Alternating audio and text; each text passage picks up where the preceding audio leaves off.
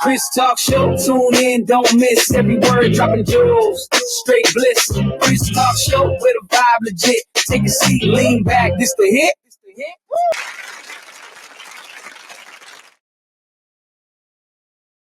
What is up, listeners? Welcome to another episode of the show. I am your host with the most, Chris Talks. Can we fix this mic, please? Can we fix this mic? All right, thank you. Thank you for that. All right, ladies and gentlemen, all my listeners, let's get into our top topic for this episode, which is going to be a 13-year-old girl was found stuffed in a box in a man's basement after meeting him on Snapchat. Like, bruh. Seriously. All right, listen, we're going to go to Fox 8 for this report. Let's get right into it. Arrest 3 people, including a 64-year-old man, for the abduction and alleged sexual assault of a 13-year-old Baton Rouge area girl. As Rob Masson reports, Louisiana's Attorney General says the girl was groomed, exploited, and abused by strangers who found her online.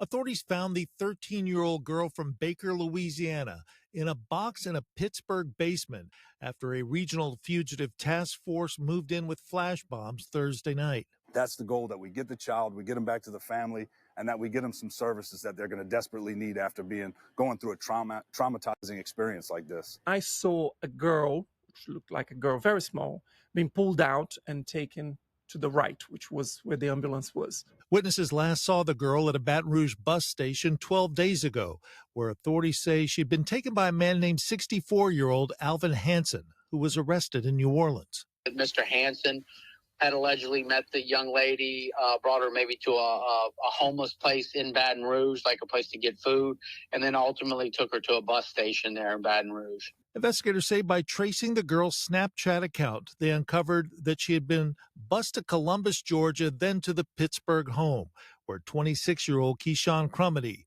was arrested for trafficking, sexual assault, involuntary deviant sexual intercourse, and sexual assault after the girl was allegedly drugged. What I got to see unfold was a Baker detective that put in over 100 hours in the first week by himself, and then all the partners getting involved together to come to the common goal of rescuing this child. Investigators say they found a woman and a man, both from Washington, D.C., in the basement with the teen at the time of the raid on the home, where neighbors were stunned. We would never think of any so atrocious like that. It's just horrible. Though authorities worry that the girl has suffered extreme trauma, they say she's lucky to be alive. Very fortunate. Obviously, she, disappears. She was a runaway and ends up, you're talking about somebody in Baton Rouge that ends up in several different states and ultimately in Pittsburgh. And it was only through the work of all these agencies working together that they were able to recover her. Please monitor your children's online activity, take an interest in what they're doing. The U.S. Marshals Service says the teen is now in the custody of the Pennsylvania Department of Child and Family Services. And agents with Louisiana State Police, the Louisiana Bureau of Investigation, and the U.S. Marshals Service were all heavily involved in these arrests.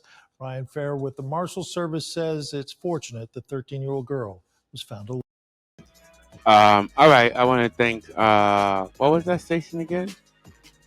What was it? Fox 8. I want to thank Fox 8 for that report real quick. Let's give them a round of applause, if we. All right, thank you so much. I also drop my bomb real quick so I'll get into this. Thank you, ladies and gentlemen. All right, for those who are my new listeners, this is the part of the show where I give you my view and my opinion on this particular topic that we have heard today. And first and foremost, I would like to say is, bruh. And I will also, if we can, for the two fools in this situation, can we drop the dummy buzzer real quick? Thank you very much. And also, let's acknowledge the marshals in the police department that came and responded so quick to this situation. Can we give them 2 cheers real quick?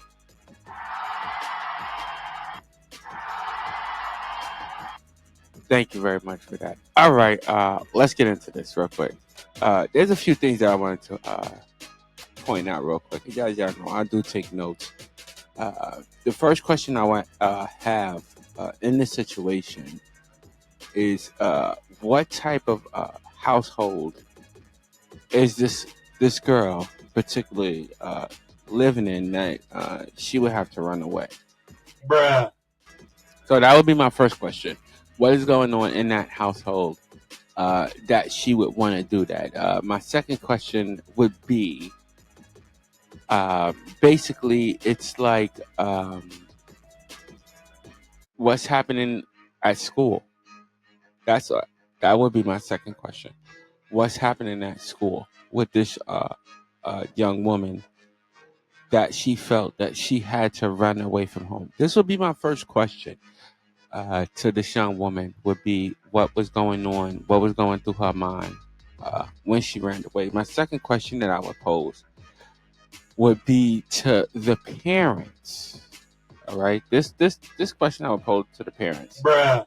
Like, what are you doing within your household to make your child want to run away? Now, children do not run away from their homes for no reason. There is some reason that this child has chose to run away from her home, whether it be like a what most would consider like a stupid reason. Bruh. Sorry. Stupid reason or not. Thank you, Sound Guy. Matter of fact, yo, what is up with you guys? How you doing? How you doing, Ed? You doing good? Sound Guy, Mike, how you doing? Good. How you doing? All right. I'm sorry. Sorry, listeners. I just wanted to say what's up to my peoples real quick. Anyway, let's continue. Yeah, to me, I would want to know what was going on within the household. What is happening within this household that this child feel like she can't reach out to her guardian, her parent, or her guardian? Oh, my bad. I was talking about the mother, right? Yeah, I was talking about the mother or the parent. Yeah, what are these parents doing, or what is the school doing? These are the questions that I would have for this child and the adults that would be surrounding her. And also the question that forms too is well, it's not really a question, but let me lay it out the right way, because it's not really a question. It's more of a statement that I would agree with what this news reporter had said with paying attention to your children. So I would make this sort of a statement to my listeners more than anything is that if you are a parent, whether you are a single parent or not, my advice to you is to pay attention to what your kids are doing online, to focus. If you can, if you can't, then make a way. Bruh. Like, for real, make a way. Bruh.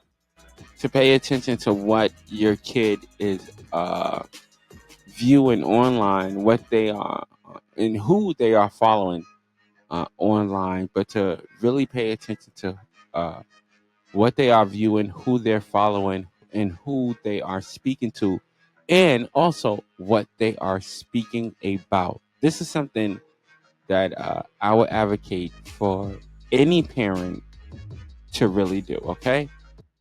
Message. And again, I will give props to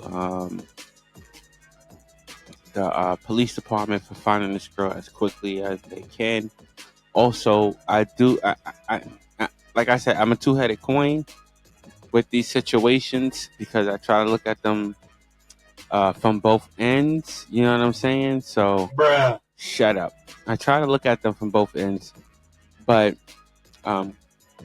there's a little discrepancy against the parents, but also kudos to the parents for sitting there and locating their daughter. But at the same time, you shouldn't have let your daughter get out of your hands, and especially to go through such trauma. This girl's gonna be messed up for life, like for real. Bruh. She's gonna be messed up for life. That's pretty much all I gotta say on this particular topic. Unless, well, I mean, yeah, the punishment that this man is receiving, I think this man should get both of these men, because it's two men, right? If I'm correct, 126 and 162, and the 62-year-old man, I gotta ask, like, what, like, seriously, what the, like, I'm sorry, what the, like, can I say it? Don't bleep it out. Can I say it? Really? All right, I'm gonna say it. Don't bleep it out. What the was this guy thinking? Like, serious, yo. Really? What was he thinking? And you bleep, I know you're gonna bleep it out. I can't hear it, but I know you bleeped it out. Bruh. Anyway, let's continue. Ladies and gentlemen, let's continue.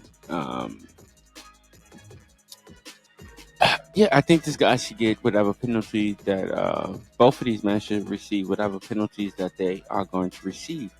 And if there's any other charges that they find, then yeah, throw it on them. Anybody who commits an act like this, I think should suffer the full extent of the law. And that is my view, and that's my opinion upon this. Can you drop my bomb real quick so we get up out of here? Thank you so much. All right, listen, I want to thank all my listeners for tuning in. You could be anywhere else in the world, but you are here with me, and I so appreciate that. Also, check out all of our listings. There should be